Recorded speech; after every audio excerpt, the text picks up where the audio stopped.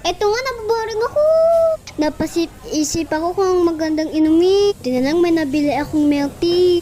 Kaso, paubos na. Late kasi ako ng pag-upload nito.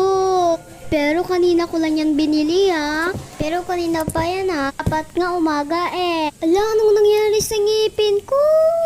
Ala, napadala.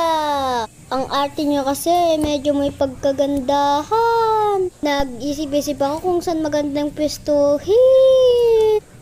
Eto, magbababay na ako. Charot! Tara, punta tayo kaya dito sa nagpupuntan kong tiktukan.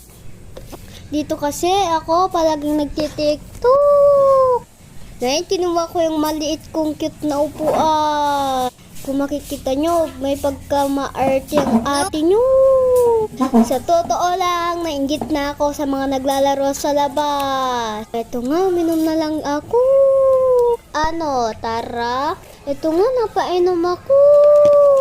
Ano, tara? Let's do it! Kaya naman, from this to this. Diba, napakalakas ng boses? Ito nga, binidyo ko sa labas. Wala, iba yung nabidyo.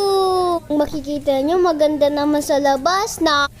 Hala, sa tingin nyo nung oras na kaya neto. Ang tingin ko, 5:58 na ako nag-upload eh. Tingnan naman, ang daming.